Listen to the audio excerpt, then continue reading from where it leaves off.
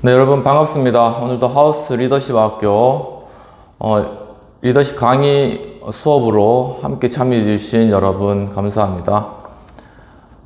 저희가 지금 계속 제임스 맥그리거 번스 교수님의 리더십 강의 이 책자로 리더십에 관한 내용들을 배우고 있습니다. 이제 제 3장으로 지금 넘어가서 지금 변혁적 리더십에 관한 그러한 내용들 중에 이제 지적 리더십에 관한 그러한 부분들로 들어와서 지난 시간에 처음 함께 공부하는 시간을 가졌고요. 지난 시간에 이어서 이번에 두 번째로 이 지적 리더십, 도덕적 힘으로서의 이념과 관련된 그러한 내용들을 함께 그 책의 내용들을 중심으로 해서 살펴보도록 하겠습니다. 네. 지적 리더십, 도덕적 힘으로서의 이념, 부제로는 텐션 포인트가 되겠습니다. 그러니까 이 지적 리더십을 가진 이제 지적 리더들이 어떤 시대 상황에 따라서 어떤 긴장되는 그런 위치 가운데 놓여 있다라는 그러한 의미로서 텐션 리더십이라는 텐션 포인트라는 그러한 소제목들을 가지게 되었습니다. 필로소페라는 그런 말을 교수님께서 하시는데, 이 필로소피가 철학이잖아요. 거기서 아마 나온 말 같은데, 이 필로소페가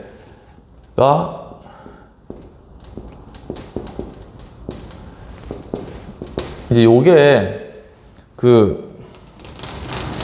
프랑스에서 이제 지식인들, 프랑스의 어떤 지식인들을 일컫는 하나의 그런 단어로서 이 필로소페라는 그런 단어를 사용하면서 이 지적 리더십에 대해서 이제 설명을 하고 계시는 것입니다.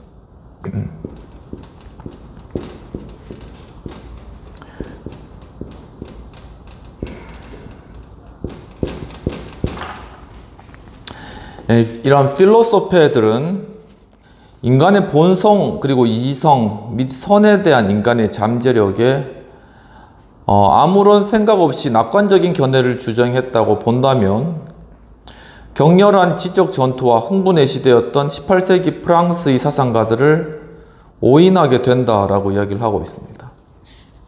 그러니까 이 필로소피의 지적 리더들, 이런 사람들, 지식인 계층이죠. 그 사람들이 인간의 본성에 대해서 낙관적인 그러한 견해를 가졌다라는 그러한 주장들이 아마 그 시대를 평가하는 평가로 많이 나왔던 것 같습니다. 그런데 이제 이 번스 교수님은 그렇지 않고 사실 이제 그들이 지적인 격렬한 어떤 경론 혹은 지적인 어떤 그러한 투쟁이라던가 아니면 어떤 논의들을 많이 하였다라고 이렇게 보시는 것이죠. 그러면서 일단 그 대상을 18세기에 이 프랑스의 사상가들을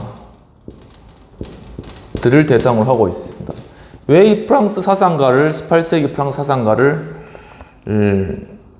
이렇게 되었냐면은 1789년이 프랑스 혁명이었잖아요. 그러니까 이 프랑스 혁명을 이룬 그러한 주요 계층이 이제 지식인층인데,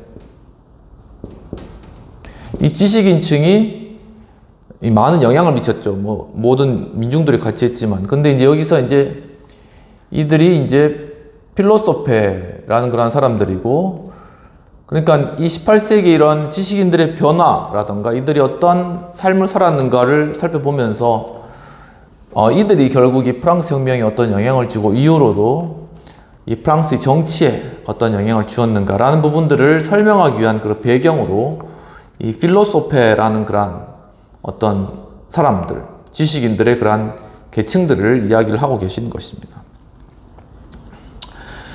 그들은 토론과 서신을 통해 이 문제와 관련된 고민들을 거듭하였고, 인간이 도덕적 잠재력에 대해 신뢰한 초기 르네상스의 낙관론이 배태한 아이들만은 아니며 긴 전통의 극단적 회의주의의 상속자였다 라고 얘기를 하고 있습니다.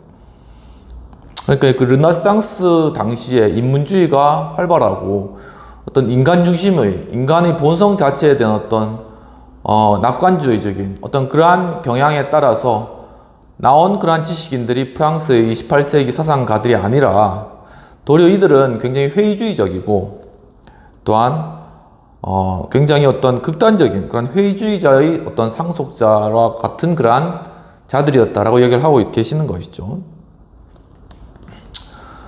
그리고 때때로는 구제불능일 정도로 인간의 본성을 비판하는 그러한 사람들이었다라고 얘기를 하고 있습니다.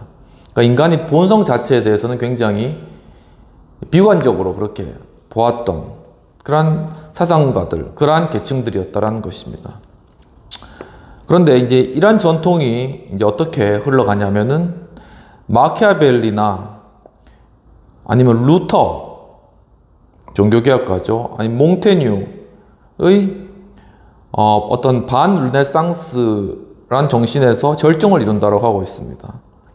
그러니까 르네상스가 인간의 본성과 인간의 중심을 두고 어떤 낙관적인 그런 입장을 폈다면 이 마키아벨리나 군주론을 썼죠. 마키아벨리. 루터 종교개혁을 이룬 루터 그리고 몽테뉴 이런 사람들은 도리어 반르네상스다.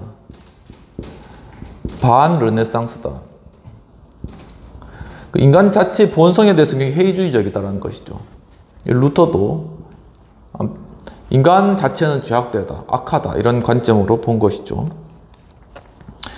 그리고 이러한 것들이 또 홉스, 그리고 파스칼, 라로슈 푸코 및 라신 등과 같은 저작들에도 계속 반복적으로 이러한 내용들이 나타나고 있다. 굉장히 이 당시의 어떤 그런 학자들에 대해서 굉장히 해박한 그런 지식을 가지고 계시는 것 같습니다. 홉스, 파스칼, 라로슈 푸코 처음 들어본 이름도 많이 나오고요. 라신 어떤 인문학적인 그런 지식이 정치가 굉장히 많이 좀 필요하지 않는가라는 그런 생각이 많이 들고 저도 독서량이 굉장히 부족하다는 걸 좀 많이 느낍니다. 이런 대학 다닐 때 좀 이런 인문적인 서적을 좀 많이 읽어 놓을 걸 하는 그런 생각도 좀 드는데요. 아무튼 이분들의 어떤 저작을 통해서 계속 이러한 정신들이 나타나고 있다라는 것이죠. 그리고 스피노자 굉장히 많이 들어봤죠. 스피노자도 저도 많이 들어봤는데 스피노자 이 스피노자는 인간이 증오와 질투에 휩싸인 것은 자연적이라고 이야기를 했다고 합니다. 굉장히 비관적이죠, 인간에 대해서. 그리고 푸펜도르프 다 이 당시의 프랑스 사상가 같습니다. 푸펜도르프는 인간은 짐승보다 사악하다 이렇게 이야기를 하기도 합니다. 그러면서 법이 없다면 살 수 없을 것이라고 그렇게 이야기를 했는데 인간의 어떤 비합리성 그리고 억제할 수 없는 감정 그리고 난폭한 이기심 등이 서로 어울리면서 18세기의 지배적인 논조를 만들어내었다라고 이야기를 하고 있고 그 시대가 단지 아니한 어떤 낙관주의 시대, 르네상스에 이어지는 낙관주의적인 그러한 시대는 아니었다라고 이렇게 보고 계신 것입니다. 이런 필로소페들은 인간의 존재에 대한 환상은 없었다고 합니다. 그러니까 인간 존재에 대해서는 비관적이었다는 것이죠. 하지만 인간이 어떤 일을 할 수 있는가에 대해서는 큰 희망을 가졌다고 합니다. 그러니까 인간이 할 수 있는 능력에 있어서는 인간은 굉장히 큰 능력의 잠재력을 가지고 있다라는 것입니다. 크로커라는 크로커는 계몽주의 시대의 낙관주의는 사회의 합리적인 재건을 통해 인간에게 가능한 것이 무엇인가에 대한 것이었다라고 이제 썼다고 합니다. 그러니까 이 계몽주의 시대를 바라볼 때 계몽주의 시대의 낙관주의적인 관점이 하나의 어떤 인간적인 그러한 관점이 아니라 도리어 하나 사회적인 어떤 제도라던가 어떤 사회적인 어떤 그러한 부분들 제도의 개선이라던가 그러한 여러 가지 제도적인 측면들과 관련돼서는 상당히 낙관주의적이고 상당히 발전의 가능성이 있었다. 사실 그랬죠. 과학기술의 발전이라던가 여러 사회적인 시스템의 발전들 사회 과학의 발전, 이러한 부분들이 그런 것에 해당된다고 보겠습니다.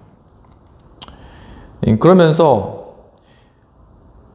계몽주의 사상가들의 핵심적인 노력은 합리적인 자기 이익을 통하여서 부패한 자기 이익을 제어하는 것이라고 이야기를 하였습니다. 그러니까 결국은 이제 어떤 인간의 어떤 자기 어떤 이익과 즐거움, 유익을 추구하려던 어떤 인간적인 본성, 이런 것들이 합리적인 자기 이익을 주장하는 어떤 그러한 성향에 의해서 이런 것들이 통제되는 그러한 것들이 바로 계몽주의 사상가들의 핵심적인 노력이었다. 그러니까 인간의 내면 안에는 좋은 면과 나쁜 면, 양면성이 있는데 이 나쁜 것을 이 좋은 것으로 이게 대체하고 그것을 통제함으로 말미암아 어떤 인간이 전체적인 발전을 가져오는 어떤 그러한 방향으로 계몽주의 사상가들이 노력들을 많이 기울였다라고 보시면 되시겠습니다. 그리고 이제 니비어라는 분이 계신데 이러한 이분도 이 시대의 사상가였던 것 같습니다. 니비어류의 사람들은 이에 대해 반대 의견을 제기했다고 합니다. 그러니까 이런 어떤 계몽주의 시대의 낙관주의, 이것에 대해서 니비어라는 분은 반대 의견을 제기했다는 것이죠. 그러면서 자유주의자들은 특히 그들의 순진한 낙관주의와 이성, 선의를 포기하고 인간의 이기심과 원죄에 주목해야 된다고 주장하였습니다. 그러니까 다분히 기독교적인 그런 관점입니다. 인간은 본래적으로 악하다, 성악설, 근본적으로 악하다라는 것이죠. 인간 본성 중 최악의 요소를 억제하기 위해서 최선의 요소로부터 도출되는 어떤 제도를 고안하는 것, 제도적으로 이런 것들을 고안해내는 것, 그리고 합리성과 관용, 그리고 대범함으로 비이성, 그리고 잔인성, 그리고 이기심의 충동을 극복할 수 있도록 사람들의 삶이 지닌 사회적 맥락을 바꾸는 것 등은 강제적 이념에 융합되었다. 즉 어떤 인간 본성의 최악의 요소, 이런 어떤 인간의 탐욕을 추구하는 어떤 그런 부분들, 욕심을 추구하는 그런 부분들이 있겠죠. 그런 것들을 이제 제도로서 제어하고 합리적이고 또한 관용을 가지고 또 대범함으로 바로 이런 어떤 비이성적이고 잔인한 이런 것들, 이기심의 충동, 그런 것들을 극복해 나갈 수 있도록 하는 것들, 바로 이런 것들을 어떻게 하면은 그 시대 살아가는 사람들의 삶의 어떤 사회적인 맥락을 바꿈으로써 그런 것들을 이룰 수 있다라고 그렇게 생각을 하고, 이런 것들이 하나의 강제적인 이념에 융합되었다. 바로 그러한 쪽으로 어떤 이념적인 그러한 어떤 강한 드라이브가 있었다라는 것으로 볼 수 있겠습니다. 그래서 이 18세기 프랑스의 지적인 리더들, 필로소페, 그리고 또 한 부류로는 백과전서파가 있었다고 합니다. 백과전서파. 마치 예전에 제자백과 같은 그런 생각이 드는데, 아무튼 이런 부분들이 이 당시 어떤 지식인의 어떤 이렇게 나누어지는 그런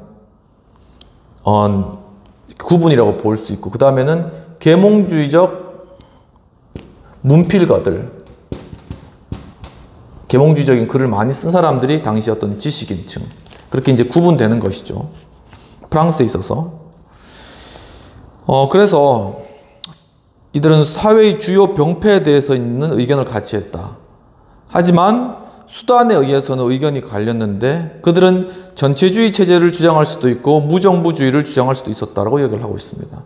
그러니까 이 프랑스 사회 자체, 18세기 사회 자체가 병폐가 많고 굉장히 타락해 있는 그러한 사회다라는 것에 대해서는 의견을 다 같이 했지만, 그럼 이걸 어떻게 해결할까에 대해서는 각각 의견이 분분해 있고, 또 전체주의적으로 해결하자, 아니면 이 정부가 무슨 필요했냐, 무정부주의적으로 해결하자, 이런 다양한 의견들이 있었다라는 것이죠.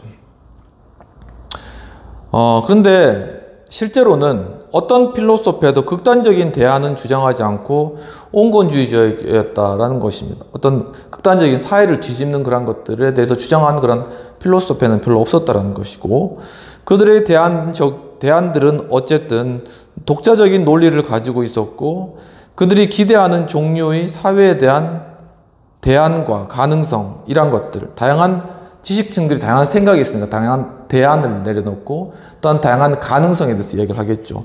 그런 것들이 도리어 이제 낡아 빠진 것들, 이런 낡아 빠진 것들을 이제 대체하면서 부상이, 낡아 빠진 것들은 무엇이냐, 과거의 왕정 체제라든가 이런 그런 체제들, 구체제들에 관하여서 그런 것들을 대체하면서 이러한 어떤 필로소페들의 새로운 그러한 사상들, 아니면 대안들이 막 이렇게 이제 올라오는 그러한 시기가 18세기였다라는 것이죠. 그러니까 프랑스 혁명의 그러한 배경적인 어떤 사상적인 지식인층의 어떤 분위기에 대해서 이야기를 하고 계신 것입니다.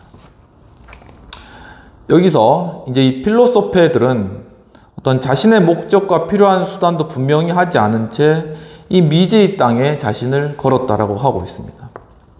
그런데 무엇보다도 그들은 역사와 인간 본성의 관계가 절름발이라는 사실을 인식하지 못했으며, 만약 교육을 개선하고 확대하며 정부를 개명시키고 사회협약을 훌륭하게 만들므로써 어떤 그러한 사회적 환경 하에서 새로운 종류의 인간이 탄생될 수 있다고 그렇게 하여도, 그리고 대부분의 필로소페들이 동의한 일반적인 명제에 따라 그럴 수 있다고 해도, 어떻게 현존하는 감정과 인간의 악행, 그리고 매개하고 미개하고 파렴치한 위선적인 제도들을 초월하여 그 사회가 형성될 수 있을까라는 그런 질문들을 던지시는 것입니다.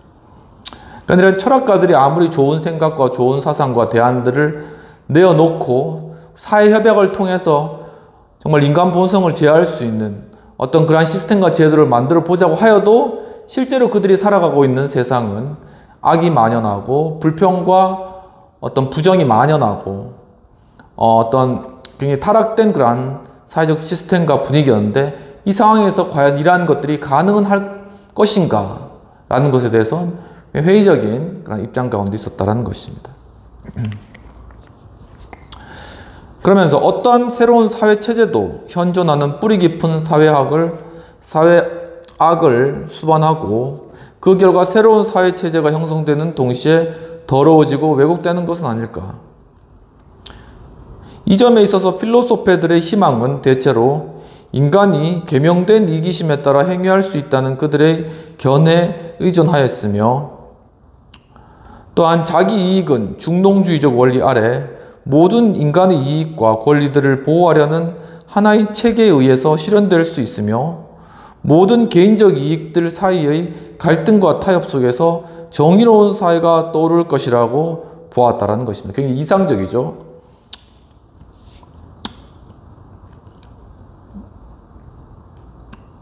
결국 이제 내 자신의 이익을 추구하는 그런 과정들, 그 이익을 만족시켜줘야 되는데, 그것은 서로 간의 어떤 공동체 이익을 만족시키고 그 가운데서 갈등을 조절해 나가고 서로 협약을 통하여서 바로 이러한 개인의 이익도 극대화할 수 있다라는 것들, 바로 그러한 것들이 중요한 주장이고, 바로 이것을 통해서 정의로운 사회가 이루어질 수 있다라는 것이 이제 필로소페들의 의견이었다는 것입니다. 또는 루소주의자들의 용어를 빌자면, 장자크 루소는 굉장히 유명해요. 이 루소주의자들. 자기 이익은 인류의 협동적인 일반 이익의 보호와 향상, 그리고 강화를 통해서 성취할 수 있다라고 그렇게 보았죠. 그러면서 첫 번째로는 중농주의적 원리는 사기업체와 정부 내의 개별적 이익의 대표들을 시사하고 있으며, 정부 내의 개별적 이익들은 하나의 입법부에 의해서 표현된다고 보고 있습니다. 그러니까 어떤 개인적 이익을 추구하는 사람들은 바로 그들 가운데 대표를 선출하고 그들을 입법부로 보내서 하나의 어떤 거대한 의사를 만들어내는 거죠. 그리고 그것을 통해서 강력한 행정부를 통해서 이루어진다. 두 번째, 루소주의 원리라는 것은 경제에 있어서 집단적인 결정, 그리고 강력한 행정부를 통해서 정부에 있어서 최고의 일반 이익의 표현을 시사한다. 쉬운 말은 아닌데, 굉장히 정치 철학적인 말인데, 결국은 이제 어떤 집단적인 결정, 그리고 강력한 행정부, 이게 이제 핵심되는 그런 단어가 되겠네요. 그래서 최고의 일반 이익이라는 것이 있다. 그것을 표현하고 시사해야 된다. 바로 이 일반 이익, 모든 대중이 추구하는 일반 이익을 추구하면 그 구성원들도 자신의 이익을 추구할 수 있다라는 것 같습니다. 그래서 이제 18세기 후반에 여타의 숱한 관념들이 프랑스의 지적 대지를 떠돌고 있었죠. 그리고 필로소페들은 정의로운 사회를 이룩하는 수단과 내재되어 있는 전제들에 대해서는 서로 분열되어 있었습니다. 서로 의견이 같지 않았고, 또 인간이 선악에 대해서 끊임없이 논의를 하였음에도 불구하고 거의 대안들은, 거기에 대한 어떻게 처리할 것인가, 그것을 어떻게 해결할 것인가 하는 대안들은 제시하지 못하고 있는 안타까운 그러한 상황들 가운데 있었다는 것입니다. 그러면 그 대안들이 무엇인가를 생각해보면, 여기 이 대안에는 첫 번째 도구적 수단들이 들어가야 된다는 것이죠. 어떤 도구적 수단들이 이 대안 안에 들어가야 된다. 근데 그것은 뭐냐면은 어떤 정치적인 전략, 어떻게 이 정치를 이끌어 갈 것인가, 이 전략도 들어가야 되고, 또한 어떤 정부 구조, 어떤 정부 구조를 만들어야지 이것이 가능할 것인가, 그리고 헌법상의 권력 배분, 권력을 배분하는 이러한 것들을 어떻게 해야 될 것인가라는 대안들이 나와야 되는데, 이 대안을 잡기가 쉽지 않았다라는 것입니다. 그리고 또한 두 번째로는 여기서 이제 구체적 수단들, 구체적인 수단들이 나오는데,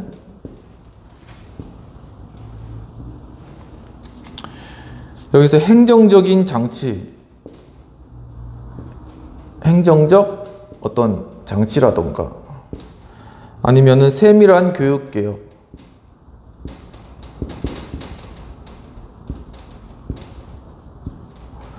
구체적 수단들이 어떤 행정적인 어떤 장치라든가 어떤 세밀한 교육 개혁과 같은 이러한 구체적인 어떤 수단들도 나타나야 된다라는 것입니다. 바로 이러한 것들이 상술되어야지 된다라는 것이고, 이제 이러한 목적들과 수단들이 정교하게 분석이 되었지만 어떤 체계를 선택해야 한다는 관점에서 볼 때는 지적으로 혼란스러운 그러한 상태였다라는 것이죠. 굉장히 그 사회 자체가 굉장히 혼란스러운, 이런 것들을 대안도 제대로 제시하지 못하고 자체가 혼란스러운 그런 상태였다라는 것입니다. 그러면서 18세기 말경에 로베스페르 같은 필로소페의 후예가 지혜를 절충적으로 차용하기란 용이한 일이었는데, 그는 몽테스키웨로부터 대표 이론을 끌어와서 입법의회를 주장하였고, 또한 그것을 통해서 주권의 본질을 대표한다, 이제 이렇게 주장하였다는 것이죠. 그리고 루소로부터는 인민주권론을 끌어와서 국가는 하나의 단일 의사이자 사회개혁이라고 선언하였다라고 합니다. 이 로베스페르는 결국은 이 프랑스의 혁명, 프랑스 혁명을 만든 이 혁명의 주체인 거죠. 근데 이 프랑스 혁명을 하면서 이러한 다양한 의견들이 그 가운데 많이 있었기 때문에 거기에 대해서 예를 들어 몽테스키웨 같은 그런 사람으로부터 이제 이 대표 이론이라는 것을 이것을 이제 끌어와 가지고 프랑스 혁명을 하면서 이제 입법의회를 만들고, 그리고 이 입법의회가 이 주권의 본질을 대표한다 라고 이야기를 한 것이죠. 그리고 또한 루소로부터는 인민주권론을 돈을 끌어와서 국가는 하나의 단일 의사이자 사회계약이라고 선언하였다라고 이야기를 하고 있습니다. 그러니까 루소로부터는 하나의 어떤 사회계약론을 끌어온 거죠. 그래서 주권과 또한 이 국가에 관한 개념, 그것을 몽테스키에나 루소로부터 그 당시의 지식인들로부터 이런 것들을 다 끌어와서 거기서 이제 이 프랑스 혁명에 따른 국가를 만들려고 그렇게 했다라는 것이죠. 그러니까 프랑스 혁명을 통한 어떤 공화국의 성립에 있어서 굉장히 다양한 그 당시의 사상가들의 그런 사상들이 여기에 녹여져 들어가 있다라는 것입니다. 그러면서 로베스피에르는 많은 교육 개혁 계획으로부터 또 국민교육 체계라는 자신의 구상을 끌어와서 5세부터 계몽되고 갱생시키도록 만들어지도록 하였는데, 지적 리더로서 로베스피에르는 사회개혁가이며 훌륭한 혁명가였다라고 그렇게 평가하고 있습니다. 그러니까 교육체계까지 다양한 교육체계가 그 당시 프랑스 그 당시의 지식인들 가운데 굉장히 많이 다양한 대안들이 나타났기 때문에 거기에 대해서 이제 그것을 그냥 갖다 쓰는 거죠. 그냥 갖다 써가지고 5살 때부터 이제 그 교육 개혁을 시작하는 겁니다. 그래서 그 아이가 계속 이것을 통하여서 5살 때부터 이제 자기가 스스로 이제 주권을 가지고 또 이제 그렇게 이제 독립된 존재로 자라난다. 어떤 계급 왕이나 어떤 귀족 이런 계급 체계에 따라서 자신이 존재하는 어떤 변화할 수 없는 어떤 지위 가운데 있는 그런 존재가 아니라 일단 독립된 존재고 그리고 자유로운 존재다라는 걸 아무튼 계속적으로 이렇게 만들어지도록 이렇게 했다라는 것입니다. 그는 또한 사형제의 폐지를 호소하고 무시무시한 어떤 탄핵의 원리와 여타의 그러한 다양한 테러 수단들을 또한 비난하는 어떤 그러한 일도 했다라는 것입니다. 아무튼 그렇지만 이 프랑스 혁명 자체는 굉장히 유혈혁명으로 수많은 사람들이 죽고 이후에도 막 사회가 뒤집어지면서 수많은 사람이 죽고 그냥 단두대에서 막 다 죽임을 당한 것이죠. 혼란스러운 상황을 타고 나폴레옹이 등장해서 이제 프랑스를 다 점령할 뿐만 아니라 그 에너지 자체를 이제 막 다른 유럽으로 막 그 점령해 나가면서 그걸 분산시킨 거죠, 결국은. 그러니까 프랑스가 고립되어서 다 죽게 된 상황도 나폴레옹은 그것을 다른 쪽으로 다 분산시켜 버렸다는 것입니다. 그런 의미에서 굉장히 결국 그가 이제 황제가 되려고 했지만 아무튼 황제가 되었죠. 그렇지만 그런 의미에서 이 프랑스를 다시금 재건하고 살렸다. 그리고 새로운 그러한 프랑스의 어떤 그런 공화정 체제로 바꾸는 것에 중요한 역할을 감당했다. 그리고 이제 중요한 나폴레옹 법전이 있죠. 민법전. 이런 법을 통한 통치, 이런 것들을 이루어냈다는 측면에서 굉장히 큰 역할을 담당했다는 것입니다.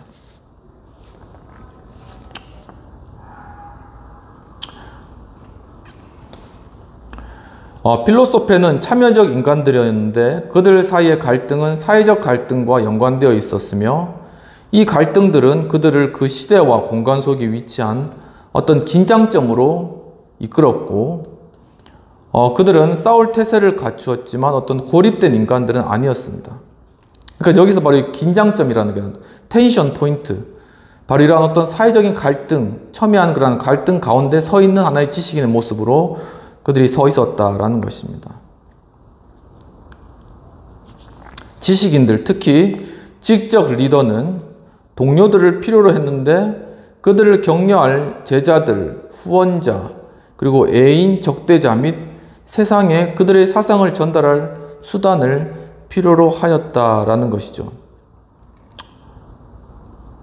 그래서 이제 그 지적 리더, 즉 이 필로소페들을 지원할 수 있는 그러한 여러 어떤 사람들이 있었는데 그 당시에 이 필로소페들이 이제 지식인들이니까 많이 또 대화를 하고 토론을 해야 되잖아요. 근데 중요한 건 이 사람들이 또 이렇게 그렇게 할 수 있는 장소나 아니면 또 이렇게 그것을 후원해 줄 수 있는 사람이나 그런 사람들이 뒤에서 백업을 해줘야지 그게 가능하다는 것입니다. 그러면 과연 이 사람들을 백업할 수 있는 그러한 주변의 그러한 배경이나 환경들은 무엇이 있었는가 하는 그러한 부분들을 계속 살펴보는 것입니다. 그래서 이제 종교단체들, 종교 교단들, 그리고 어떤 대학들, 그리고 왕립재판소, 그리고 두뇌 집단들은 다양한 방식으로 생각하고 토론할 보호 공간들을 지식인들에게 제공해 왔는데, 필로소피의 사회적이고 지적인 서식지는 무엇이냐면은 살롱이었다. 저도 이제 이거 공부하면서 알았는데 이 살롱이 바로 거기에 유래된 것이라는 걸 알았습니다. 우리 사회에서 지금 살롱이라 그러면 별로 크게 좋은 이미지는 아닌 것 같습니다. 근데 사실 이 살롱은 상당히 좋은 곳이었다. 프랑스에 있어서. 그리고 상당히 지적이고 상당히 어떤 그런 지적인 분위기와 대화를 이끌어내는 곳이었다라는 그러한 의미가 있었다라는 것이죠. 좀 이 이미지가 새롭게 좀 와닿는 시간이었습니다. 여기에서 그들은 디드로, 그리고 루소, 콩도르세와 같은 이론가들과 함께 어떤 자신들의 생각이나 소식, 그리고 가십거리들을 다 나누었으며, 또한 외국의 저명 인사들로는 휴մ, 프랭클린 또는 프리스틀과 같은 그러한 사람들이 이 살롱에 함께하였다는 것입니다. 잠깐 이 살롱에 관한 그러한 내용들 한번 이제 살펴보면요. 이 살롱이 무엇인가 하면은 이 17에서 이제 18세기 사이에 프랑스의 어떤 상류 사회에서 성행하던 귀족과 문인들의 정기적인 어떤 사교 모임을 이 살롱이라고 이야기하였습니다. 여기서 이제 어떤 형식으로 이루어지냐면 어떤 귀족 부인들이 일정한 날짜에 자기 집에 어떤 객실을 문화계 명사들한테 이제 개방을 하는 겁니다. 그리고 이제 식사 자리를 이제 제공하고 식사를 제공하고, 그다음에 거기에서 어떤 문학이나 아니면 도덕과 같은 그러한 자유로운 그러한 토론들, 그리고 또한 어떤 작품을 낭독하고 또한 그것에 대해서 비평하는 그러한 자리를 마련한다라는 것이죠. 그래서 이제 여기서 이제 그 필로소페들은 와가지고 열려진 어떤 집안의 객실에서 거기서 이제 맛있게 식사를 하고 차를 하면서 거기서 이제 서로 자신의 어떤 글이라던가 자신의 생각이라던가 이런 걸 서로 교환하고, 그러면서 그 가운데 친교를 또 다지고 이런 것들을 했다라는 것입니다. 그래서 이제 이런 것들이 르네상스기 이탈리아에서 영향을 받은 프랑스에서 17세기 초에 이 꽃을 피우게 되었는데, 이는 대화의 정신이 투철한 프랑스의 국민성과 합체되었기 때문이라고 하고 있습니다. 그리고 프랑스 사람들이 이야기하기 좋아요. 그래서 프랑스 사람들이 이제 밥 먹으면서 한 2시간 정도 하면서 계속 이제 이야기하는 어떤 그런 토론 문화, 이런 것들이 잘 이렇게 형성되었기 때문에 어떤 정치적인 이런 부분들에 있어서도 협상하고 타협하고 이런 기술들이 굉장히 많이 발달할 뿐만 아니라 또한 예술이나 어떤 이런 부분들도, 문학이라든가 이런 부분들도 굉장히 많이 발달하는 그런 배경적인 것이 되었다는 것입니다.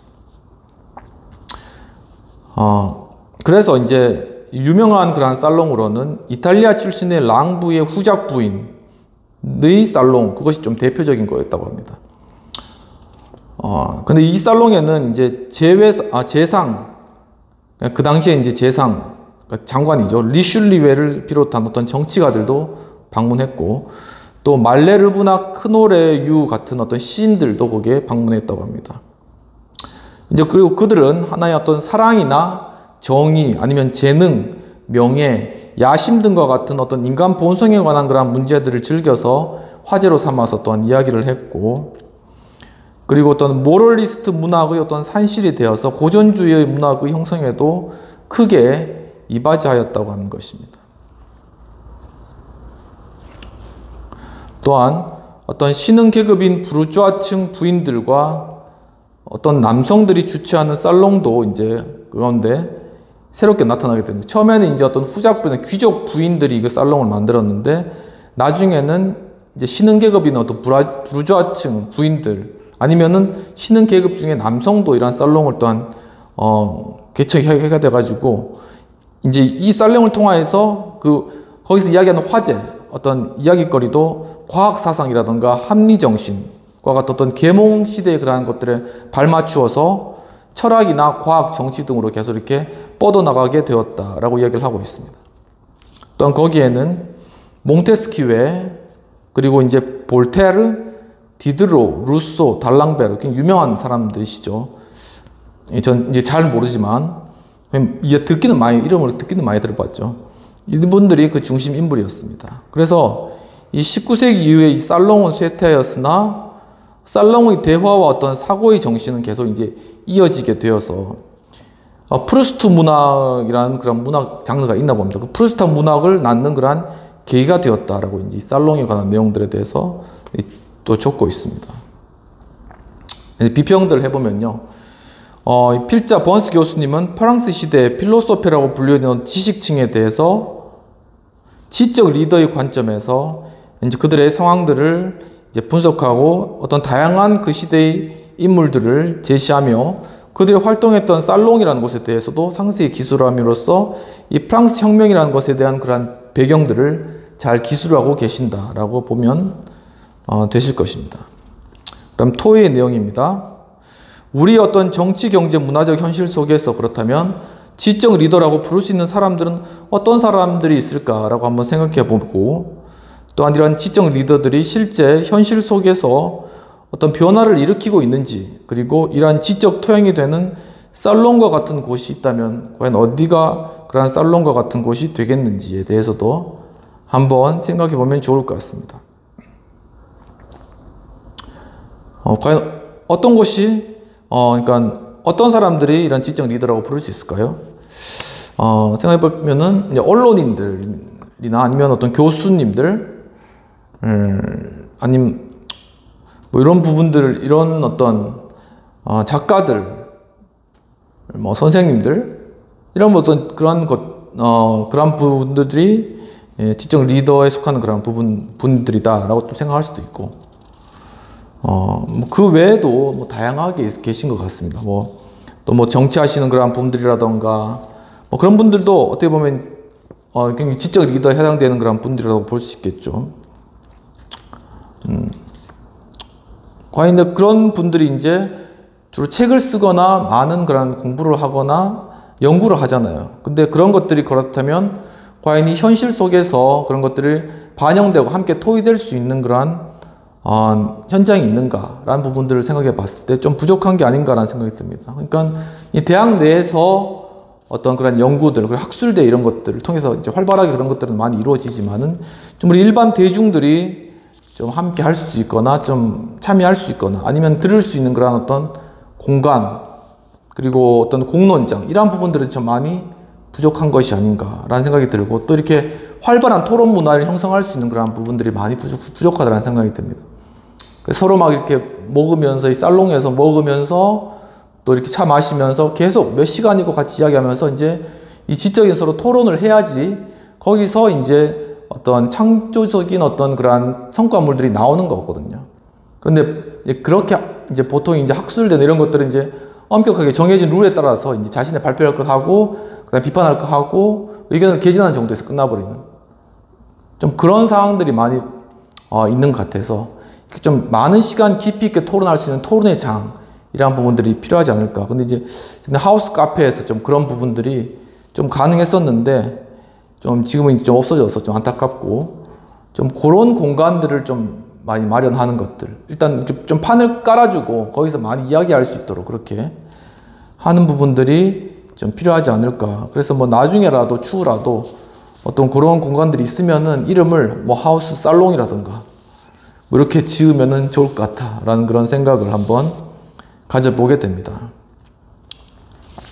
네, 그럼 여기 6-2장은 좀 넘어가고 6-3장으로 나와서 이제 본격적으로 이 살롱에 관한 그런 내용들을 한번 살펴보도록 하겠습니다.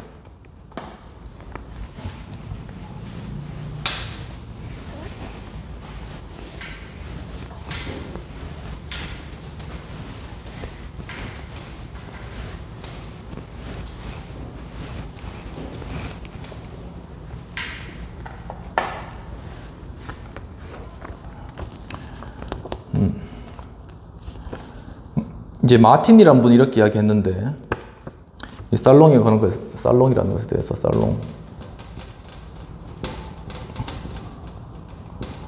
얘 중에 대우차 중에도 로얄 살롱인 거는 차가 있었습니다. 차 이름, 차가. 우리 집에 예전에 저희 집에 예전에 타던 차가 이제 그 로얄 살롱, 예전에 오래된 그런 차였는데, 굉장히 오래됐죠. 근데 잘 타고 다녔던 그런 기억이 있는데, 그때는 이제 살롱의 의미가 뭔지 몰랐죠.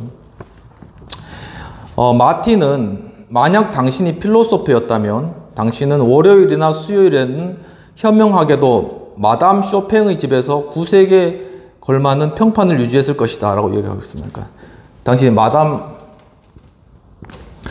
쇼팽, 그 당시에 이제 그 살롱을 운영했던 그런 사람인 것이죠. 그래서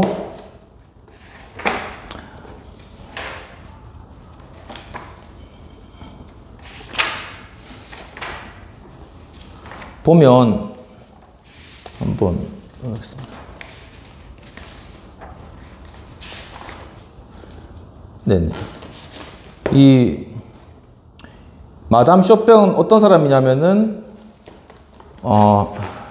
보면은 이 프랑스의 이제 살롱 여주인이었는데, 이 사람의 그런 집은 1749년에서 1777년 사이에 예술가들과 문필들의 국제적인 회합 장소였다라고 얘기를 하고 있습니다. 그러니까 굉장한 그런 어떤 국제적인 장소 정도가 이 살롱에서 이루어진 것이죠. 그리고 이제 그 다음에 거의 매일 저녁 5시와 9시에 손님을 맞았던 마드모아젤 드 레스피스를 분명히 방문했을 것이다. 이분 누구냐? 이분은 가장 훌륭하고 자유로운 파리 살롱의 여주인의 한 사람이라고 합니다. 낭만적이고 정열적인 서한 집을 남겼다. 그러니까 굉장히 지적인 그런 곳이었다는 것이죠. 화요일에는 엘비시우스의 책들에 대해 저자와 토론을 했을 것이며, 금요일에는 마담 네케르를 방문할 수 있었을 것이고, 마담 네케르는 누구냐? 여류 문필가고 파리 유명한 살롱의 여주인으로서 여성교육에 대한 유명한 저술을 또 남겼다고 합니다. 그리고 만약 일요일이나 목요일에 홀바우와 함께 식사하지 않았다면 당신은 그 주일에 가장 즐거움을 중 일부를 잃어버린 것이다 라고 이렇게 이야기를 하고 있습니다. 홀바우는 프랑스의 철학자이고 백과 전서파로서 유명한 무신론자이고 유물론자라고 이야기하고 있습니다. 아무튼 이렇게 어떤 유명한 그런 살롱이 있고, 거기에 이제 그 집 주인을 마담이라고 하는 거죠. 그래서 그 집 주인이 사람들을 초청해가지고 그 집에서 이제 각지 이제 식사를 대접하고, 거기서 이제 경론을 또 벌이고 이렇게 했다라는 것이죠. 총명하고 능력 있는 귀부인들은 이런 일을 주관해서 초대 손님들을 선별하고 그 행사의 격조를 갖추었으며, 다툼을 중재하고 때로는 토론의 범위를 정하기도 했으며, 그들은 호스티스로서 뿐만 아니라 지식인들의 발견자, 조력자, 후원자로서 영향력도 행사했다고 합니다. 굉장하죠. 자신이 총애하는 사람을 위해서 한직을 추선하기도 하고, 그러니까 어떤 벼슬을 이 사람에게 주는 그런 일도 했다고 합니다. 벼슬이라는 어떤 직업을 주는 그런 일들도, 그리고 명예를 갖고자 했는데, 어떤 때는 현존하는 학술원 회원의 절반이 마당 랑베르에게 의해 배출된 사람이었다고 합니다. 그러니까 학술 회원 절반을 한 마담이 그 사람들을 이제 배출하는 그런 일들까지 있었다라는 것이죠. 이 살롱에서 이제 그 세기가 가기 전에 살롱에서 중대한 변화가 생겼는데, 어떤 이런 시기에서 이제 살롱은, 그러니까 18세기인데, 배경이 18세기인데, 초기에 이 18세기 초기에 어떤 살롱의 모습은 배타적이고 어떤 귀족적인 성격을 가지고 있었고, 또한 이탈리아적인 모델의 살롱은 귀부인들에 의해 운영되고 상류층에 한정되었고, 또한 한 집안에 소속된 지식인들의 대부분은 귀족들의 인정과 후원에 의존하고 숙식까지도 의존하게 되었는데, 그 세기 후반에 필로소페들은 보다 광범위한 어떤 후원처들을 획득하였다라고 이야기를 하고 있습니다. 그러니까 결국 이제 이 살롱에 있는 마담들을 통해서 이 필로소페들에게 이렇게 계속 어떤 후원들을 통해서 그들이 그 후원을 받고 자신의 어떤 지적 활동들을 계속 해나가는 그런 것이죠. 그들은 살롱에서 지적인 담론을 위한 그들 자신의 기준을 마련할 수 없었고, 어떤 동료 집단을 확대시켜 사회적으로 부적격하고 멋대가리 없는 떠돌이 무의도식자 루소가 가장 좋은 예인데 그러한 사람들도 받아들여지고 그들의 말도 경청되어 되었다라는 것입니다. 그러니까 초기에는 이런 어떤 살롱이 상류층에 이제 한정되었다라는 것이죠. 상류층에 귀족들. 그런데 이제 후반에 오면서 필로소피들은 좀 더 이제 광범위한 후원처를 획득해서 이제는 이제 살롱이 이제 과거의 한정적인 것에서 이제는 이 살롱에 들어올 수 있는 사람들의 어떤 기준을 정할 수가 없는 거예요. 그러니까 아무나 들어오는데 그냥 떠돌이 지식인과 같은 그런 사람도 들어왔는데 그 사람 중에 한 명이 누구냐면 이 루소다.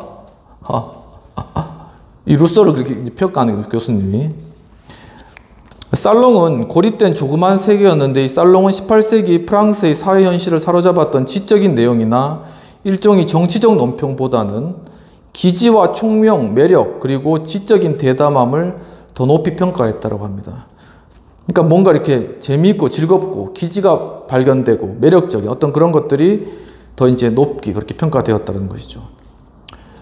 그래서 이제 호스티스를 기쁘게 해야 한다는 것은 살롱의 중요한 주제였다는 거예요. 호스티스 이제 그 집에 그 살롱을 마련해준 그러한 식사를 대접하는 그러한 여주인이 호스티스잖아요. 이 여주인을 기쁘게 해드리는 것이 필로소피의 주로 작업이었다고 합니다.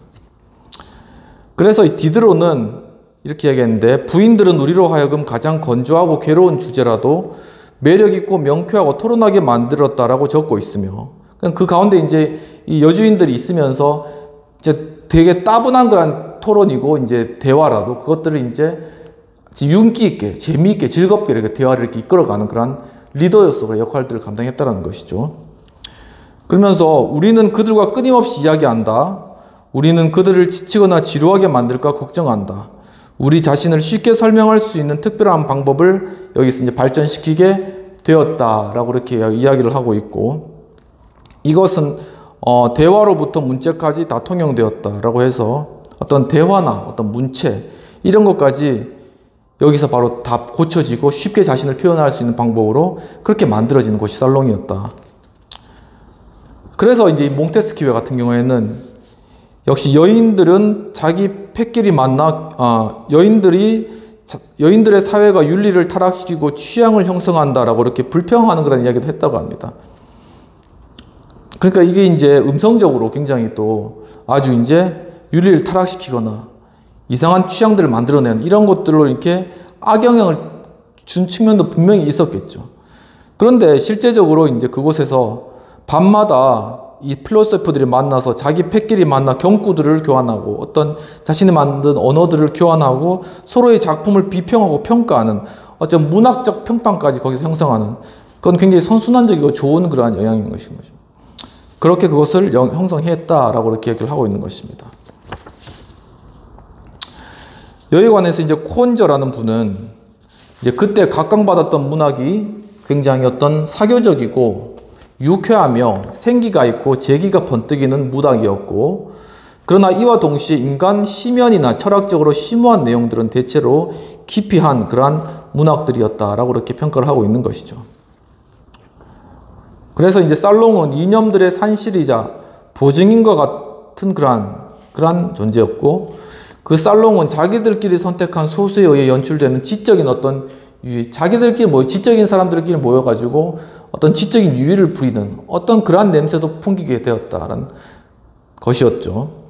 그래서 필로소페들의 사회적 환경으로부터 떨어진 것은 이제 결국 이제는 그 당시에 필로소페 이 사람들이 사회라 좀 분리된 어떤 그러한 모습을 가진다라는 그러한 것으로 이제 평가를 많이 받았는데 그 이유는 이 사람들이 그냥 살롱에 가서 자기들끼리 어떤 논의를 하고 토의를 하고 그렇게 했기 때문에 그 사람들이 좀 사회와는 동떨어진 어떤 그러한 사람들이 였나 하는데 그것은 아니고 도리어 그 사회적 환경으로부터 떨어진 것은 다른 그런 이유가 있다는 것이죠. 그 당시에. 근데 그게 뭐냐면은 허가받지 않는 책을 쓰는 것에 대해서 그 당시에 굉장히 처벌이 엄격했다고 합니다.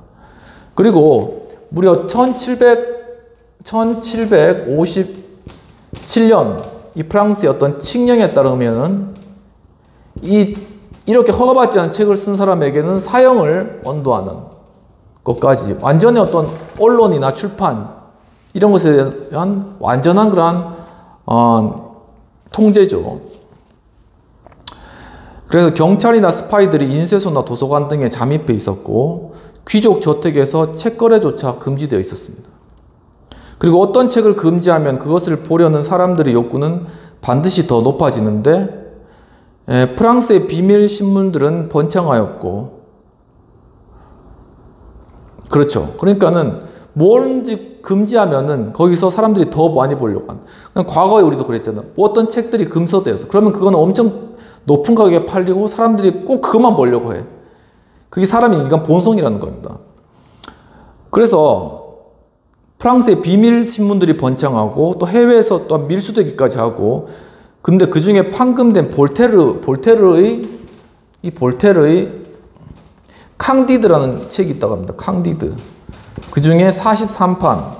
이 43판은 프랑스 혁명 전에 이게 인쇄가 되었다고 하는 것이죠. 그러니까는 금지된 판이었는데 그것이 프랑스 혁명 전에 사람들에게 인쇄되어서 나눠짐으로 말미암아 이 혁명에 영향을 주었다라는 그런 이야기입니다.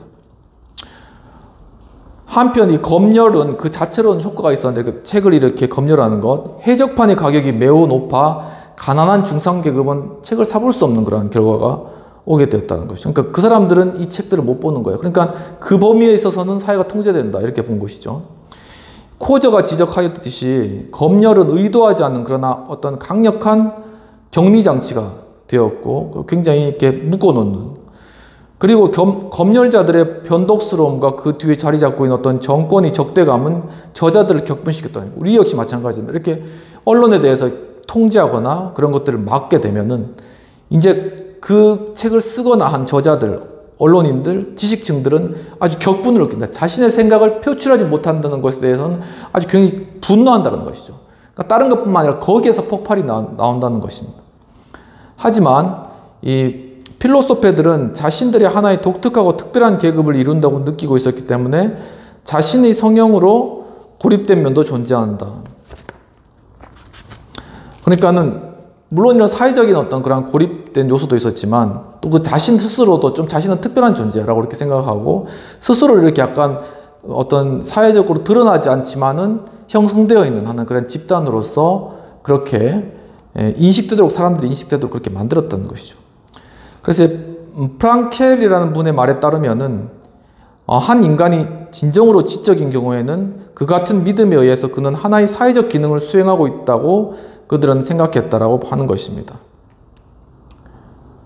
그래서 대표적인 필로소페인 달랑베르와 같은 사람들은 자신이 존중받는 가장 확실한 방법이란 단합하여 살면서 자기들 사이에서 거의 침묵을 지키는 것이라는 사실을 지식인들이 결국 인정하게 된다면 그들은 행복할 것이다.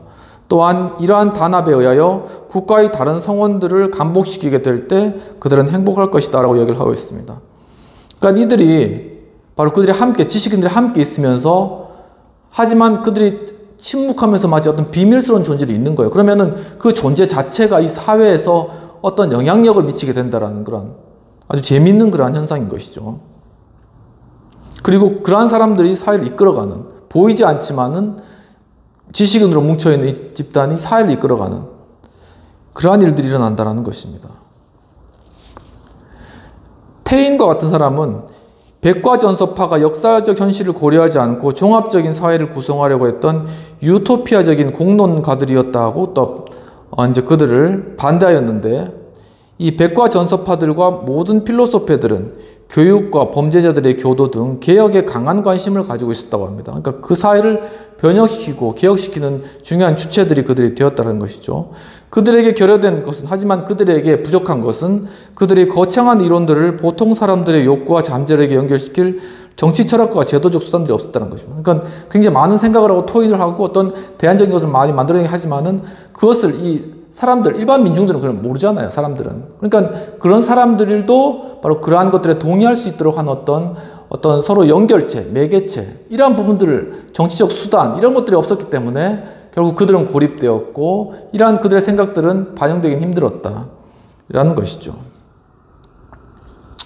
그러면서 이 토크빌은, 역사학자 토크빌은 구체제와 프랑스 혁명에서 구체주의와 프랑스 혁명이라는 그 책 속에서 지식인들이 잘못된 부분을 고치려 하기보다는 헌정체제를 재구성하려는 욕망에서는 혁명가들과 동일했다고 합니다.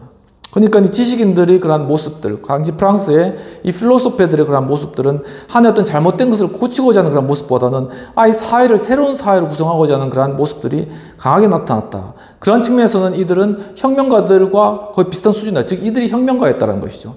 프랑스 혁명을 이끌었던 그러한 중요한 세력 중에 한 세력이 바로 이 지식인들.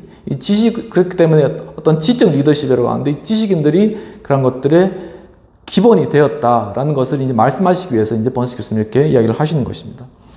그럼 비평 및 토의를 한번 살펴보도록 하겠습니다. 이 번스 교수님은 살롱에서 활동한 필로소페나 백과전서파 등 지식인들이 프랑스 혁명 당시 국가로부터 고립된 상황을 다차원적인 어떤 성향, 자신의 어떤 성향이라던가 아니면 어떤 살롱, 어떤 지역 아니면 어떤 토론 장소 아니면 당시 어떤 그들을 통제했던 그런 환경들을 통하여서 이들이 필로소페가 당시 프랑스에서 고립되었다는 것을 좀 기술하고 있으면서도 결국 그들이 또 그들의 어떤 자유로운 어떤 언론, 자유로운 어떤 출판 이런 것들에 검열을 받으면서 거기서 분노가 일어나고 그것들이 터져서 하나의 그것이 혁명의 씨앗이 되었다는 것을 밝히고 있다라는 측면에서는 통찰력 있게 이 당시 지식인들을 보았다라는 그런 생각이 드는 것입니다. 그렇다면 과연 우리 사회 자체는 이러한 지식인들에게 개방적인 그런 사회인가라는 거 한번 생각해 볼 필요가 있을 것 같은데요. 우리 사회 자체는 그렇게 많이 개방적이 된 거죠. 토론도 활발하고 그렇게 되었지만은 하지만 많이 열려진 것에 비해서는 어떤 활발한 토론이나 이런 것들은 이루어지진 않는 것 같습니다. 뭐 이런 토론회도 많이 있고 그런 부분들이 있지만 역시 사람들은 정치에 대해서는 좀 이렇게 비판적이면서 무관심하고 그리고 이런 활발한 공론장은 없고 그냥 어떤 자신의 의견들을 이야기하고 그냥 거기서 끝나는 또 그런 역할들을 하고 언론에서도 막 서로 싸우고 이런 것들을 많이 하지만 어떤 그것도 하나의 기사거리만 삼는 것이 진정하게 이렇게 토론하고 거기서 어떤 결론을 도출해 나가는 그런 건전한 선순환적인 그런 공론장의 그런 모습들은 상당히 부족하다. 그런 측면에서 아직까지 어떤 발전돼야 될 그런 측면들이 크다라는 그런 것으로 좀 결론을 지어보도록 하겠습니다. 네, 그렇다면은 세 번째로는 영국으로 넘어가도록 하겠습니다.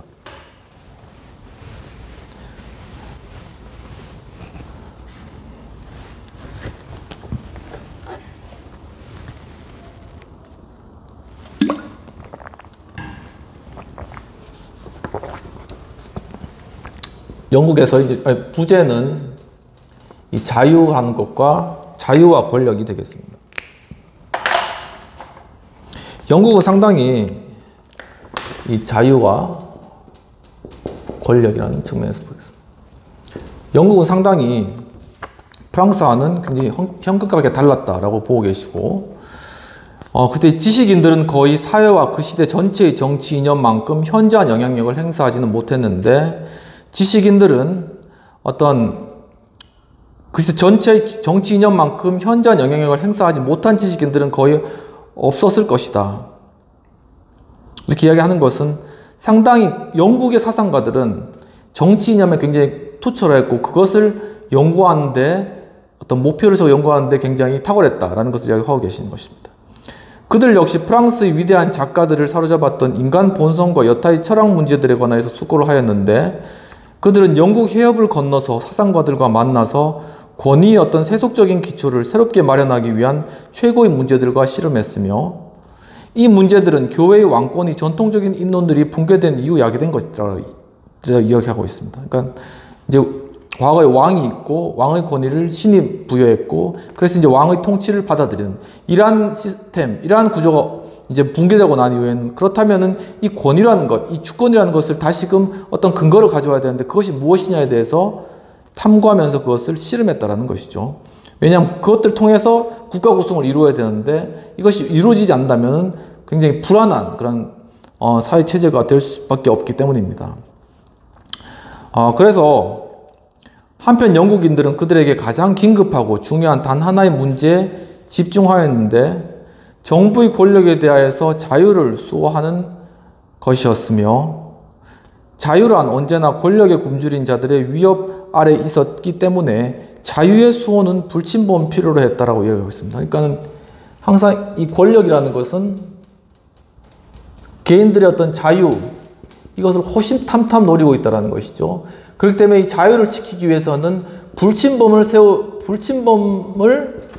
세울 정도로 이 권력을 잘 통제하고 그것을 유지해야 된다. 그것을 통제할 수 있어야 된다. 그리고 권력을 분립시켜야 된다는 것이죠. 그래서 니덤이라는 분은 1650년대 중반에 자유에 대한 호기심은 모든 사람이 꺾고 싶어하는 처녀에 대한 호기심과 같은 것이다 라고 썼다고 합니다. 그러니까 이만큼 자유에 대해서 이제 굉장히 이 권력이라는 것이 호기심을 많이 갖고 그것에 대해 계속 그걸 침해하려고 하는 그런 계속적인 그러한 어떤 것이 거의 본능적으로 일어난다는 것이죠. 그리고 대의제 정부가 없다면 지배를 향한 인간의 정욕은 너무 크기 때문에 기회만 닿으면 능력화려 할 것이다 라고 쓰고 있습니다. 결국은 이 권력이라는 것을 법이나 제도로 통제하지 않는다면 결국은 인간의 자유를 침해할 수밖에 없는 그런 것이 권력의 속성이다 라고 얘기를 하고 있는 것입니다.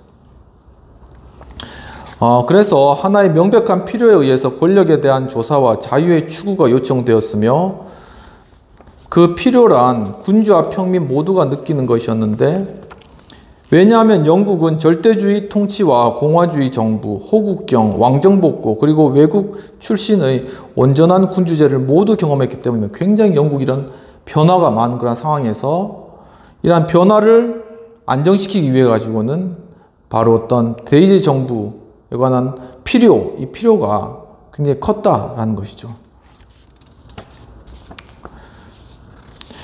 1698년 시드니라는 분은 두세 개에 걸쳐 힘겹게 도달한 사상과 그보다 더 힘겨웠던 경험의 결과를 다음과 같이 요약했는데, 인간은 악덕과 감정에 너무 취약해서 모든 조건 하에서 언제나 일정한 제약을 필요로 한다.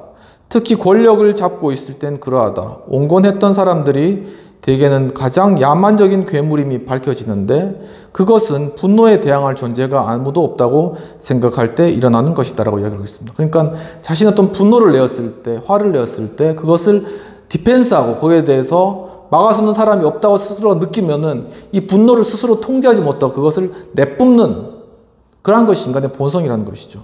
대부분 그랬다. 괴물적인 본성이 거기서 나타난다. 그러니까 권력을 잡으면 점점 더 자신을 디펜스하는 사람이 적어지잖아요.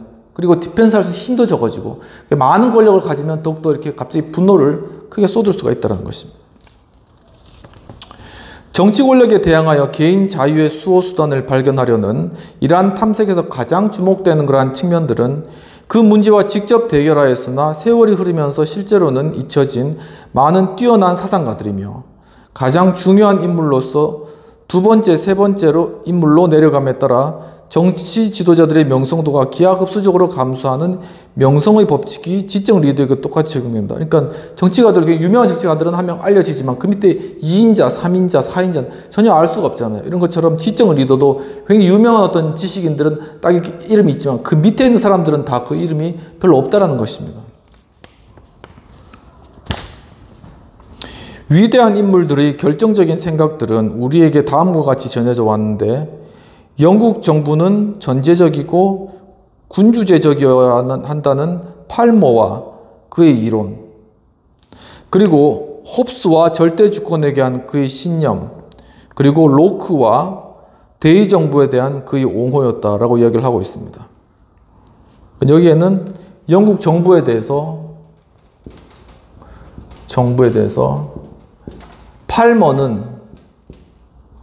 팔머는 전제적이어야 된다. 그리고 또한 홉스는 절대주권을 가져야 된다. 그리고 로크는 대의정부가 되어야 된다. 이 모두가 다 중요한 그런 이론들이라는 것입니다. 바로 이러한 사람들은 이름이 알려졌죠. 근데 오늘날의 헐이라는 분이나 펀이라는 분이나 헌턴이라는 분이나 델리슨 등의 이름은 영국의 학생들의 입에서 거의 거론이 되지 않죠. 반면에 또 찰스 1세 이름은 잘 알려져 있는데 그는 왕과 의회의 권력 공유의 필요성을 능란하게 방어했기 때문이라고 합니다. 이 찰스 1세는 또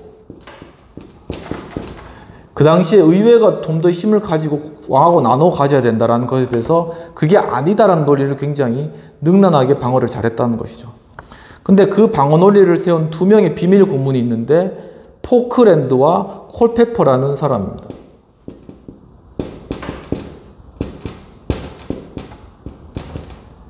근데 이 사람들은 별로 이름이 알려져 있지 않았죠.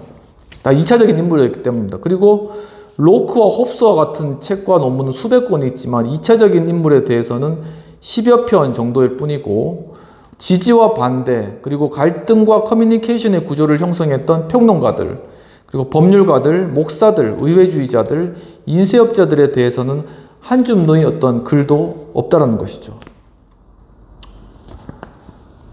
이러한 사유들에 대한 필요가 긴박하고 지적 반응이 집단적이었다면 17세기 영국이라는 무대는 새로운 사유들이 개화할 수 있는 갈등의 환경이 제공된 것이라고 하겠습니다. 이런 사람들 이름은 없지만 이러한 사람들을 통해서 집단적인 그런 지적인 반응들 그리고 지적인 갈등들 그런 환경들이 조성되었다는 것이죠.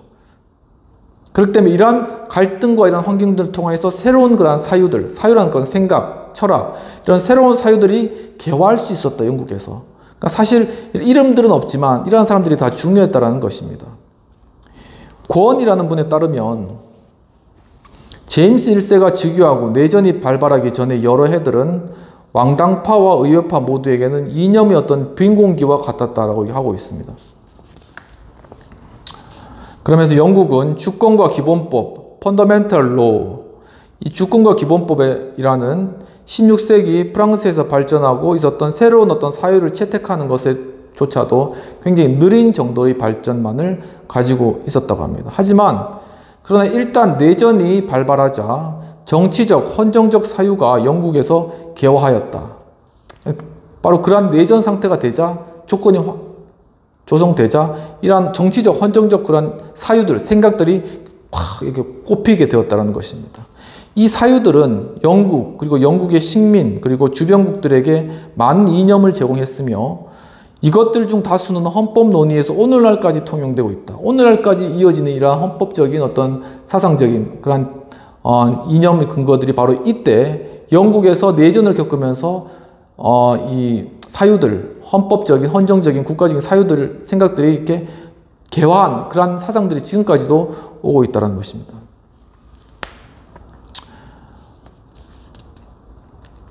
왕과 의회 사이의 공공연한 갈등은 지적인 능력을 날카롭게 하였으며 농객들은 권력 통제에 대한 자신들의 제안이 서구 전통에 있어서 근본적인 대안이 되어야 한다고 생각했다고 합니다.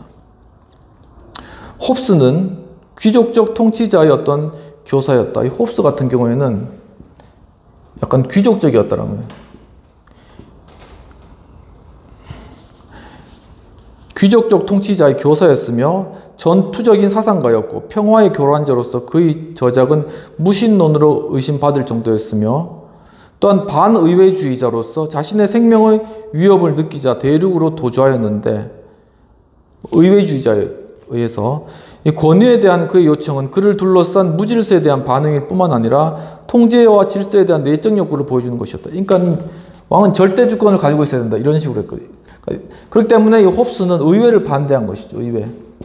의회를 반대하니까 의회 사람들이 이제 홉스를 죽이려고 했으니까 홉스가 유럽 대륙으로 도망가 버렸는데 아무튼 이 사람은 철저하게 이 국가에 대한 권위가 있어야 된다.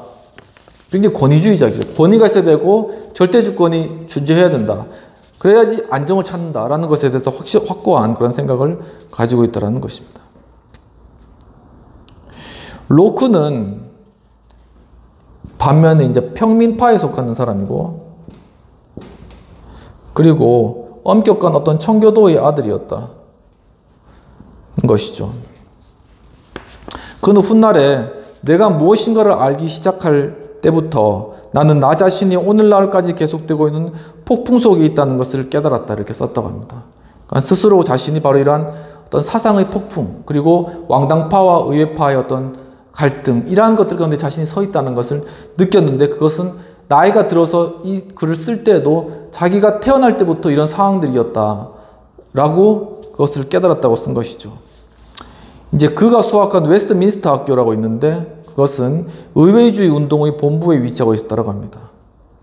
그리고 그가 다닌 옥스퍼드 대학은 그 시대의 정치적 지적 투쟁의 전선 중에 하나였다. 항상 이 대학, 이 학교들, 여기가 바로 이 사상과 어떤 정치적 어떤 데, 이것이 가장 중심인 것이죠. 이 존 로크는 나중에 이 셰프츠버리, 발음이 좀 힘드네요. 셰프츠버리 백작. 이 백작이 된 애슐리경, 나중에 세프트 버니, 이제 이건 백작이니까 이건 자기잖아요. 이러한 사람이 된 원래 이름은 애슐리.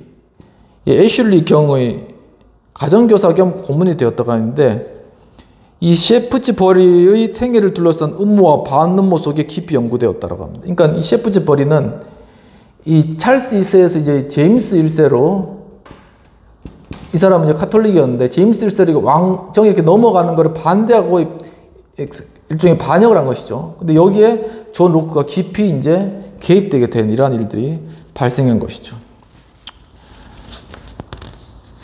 그리고 레슬리스의 말에 따르면 그는 세심하고 또한 노련한 논쟁가였다라고 얘기를 하고 있습니다. 그러면서 이 영국의 사상가들의 커다란 업적은 그들의 지적 재능을 정치 철학자들에게 제기된 가장 필요하고 공고한 문제들 중 하나에 집중했다라는 것이죠. 그 문제란 자유와 권력의 관계를 해결하는 것이었는데 이 문제는 사회 계급, 신분 또는 정부의 여타 요소들을 대표한 특정 수단들과 연결시켜 정부 내의 권력을 배분하기 위한 다양한 장치가 정부의 근본적인 목적인 정의와 질서 유지를 실현함에 있어서 정부의 효능성을 훼손시키지 않고 개인적인 자유를 극대화할 수 있는 방법과 관련되어 있다라고 얘기하고 있습니다. 그러니까는 여러 어떤 사회 지위, 계층 이런 특정 수단들과 다양하게 이렇게 연관되어서 정부 내 권력을 배분하기 위한 그러한 장치들, 그런 장치가 있을 텐데 이거를 가지고 정부의 목적인 정의하고 자유의 어떤 질서 유지를 실현하는 그런 효능성을 계속 유지한 채 개인의 자유를 침해하지 않고 그것을 극대화할 수 있는 그런 방법이 뭔가를 찾은 것이죠. 그런데 오늘날 우리는 혼합적이고 분권적인 헌법 장치들의 작동에 너무 익숙해져 있어서 이러한 체계의 지적 구성을 어느 정도 당연하게 여긴다. 우리가 지금 입법부, 사법부, 행정부 나누어져 있고 또 헌법재판소도 있고 여러 기구들이 많이 있지만 이렇게 권력 분립이 된 이런 시스템 자체를 우리는 쉽게 받아들이지만 사실 이것은 그 당시에서는 굉장히 어떤 시스템을 구하기 힘든 그러한 것이었고 그런 것들을 생각해내기 힘든 그러한 것이었다는 것이죠. 그것들을 만들기 위해서 굉장히 많은 그런 고민들을 철학자들이 했다는 사실입니다.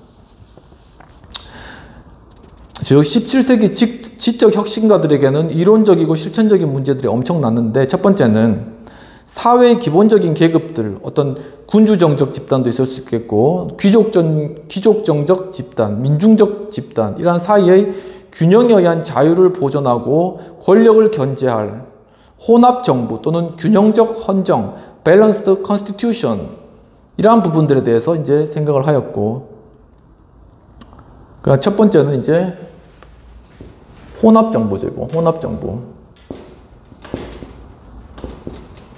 그리고 두 번째는 각 부서들이 자신의 적절한 기관들 사이에 정부 기능을 분할하는 권력 분할 체계였다고 합니다.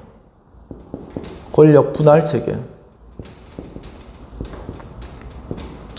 이러한 장치들이 영원히 변해가는 사회에서 무슨 목적, 무슨 기준에 작동되고 시험될 수 있는가를 이해하는 것은 어려운 일이 아니었으며 각각의 장치는 다양하게 조합되어 여러 가지 대안이 될 수 있다는 것, 즉 행정, 입법, 사법 이렇게 나눠질 수 있다는 것, 그렇게 분할된 것은 입법부가 양원으로 분리된 것처럼 또 나눌 수 있다는 점에서 어려운 것은 아니었다고 합니다. 그러니까 이것을 행정, 입법, 행정, 사법으로 나누고 입법부도 상원, 하원 나누고 이렇게 하는 그런 구조 자체에 대해서 생각하는 것은 도리어 쉬운 일이었다는 것이죠. 그렇다면 어려운 일은 무엇인가? 가장 중요한 지적 작업은 이것을 어떻게 그럼 서로 상호 간에 연관시킬 수 있는 것인가? 이 연관시키는 것에 가장 큰 지적인 작업이 필요했다는 것입니다. 17세기 지적 리더들에게 혼합정부의 이론을 개발하는 일은 그들에겐 여러 세기에 걸쳐 날카로운 지적 자산을 활용할 수 있었기 때문에 다소 쉬운 것이었다라고 얘기를 하고 있는데, 즉 여기에서도 이미 혼합정부는 이 플라톤이 사회 계급들의 균형을 위해서 혼합정부가 필요하다 이야기를 했고, 또 아리스토텔레스 역시도 광범위한 균형의 가치를 이해했다고 합니다. 그리고 폴리비우스 등도 폴리비우스와 같은 로마인들은 그 논의를 계속 진정시켜 왔고, 아퀴나스 역시도, 토마스 아퀴나스죠. 그도 군주정, 귀족정, 민주정에 기초한 혼합정에 대한 아리스토텔레스의 개념을 재확인하였다라고 얘기를 하고 있습니다. 그런데 이제 이런 혼합정은 쉬운 거예요. 그러니까 이건 사람들을 모으기 위해서 군주에 속한 사람, 귀족에 속한 사람, 일반 사람, 민중에 속한 사람을 함께 아우르는 혼합정부를 이제 만들어야 된다는 거 쉽지만, 그것과 권력 분립 이론과 메커니즘을 고안하는 것은 영국의 사상들에게는 어려운 문제였다고 하는 것입니다. 예를 들면 법을 만드는 것과 집행하는 것 사이에 말 그대로 어떻게 그 선을 그을 것인가 라는 그러한 것들을 관한 문제들이 굉장히 큰 문제였다는 것이죠. 그리고 또 더 큰 문제는 뭐냐면, 더 큰 문제 있는데, 정부의 각 기관과 부서들이 서로 독립적이면서도 어느 정도 상호 의존적이어야 하는가, 과연 얼마나 서로 의존적으로 존재하는가라는 것이었다고 합니다. 그런데 그들은 그 가운데서 실행 가능한 어떤 타협점, 이 가운데서 하나의 타협점을 발견해왔다. 굉장히 중요한 어떤 발견입니다. 타협점. 발견하였는데, 이건 뭐냐면은 혼합정부론과 계급균형론,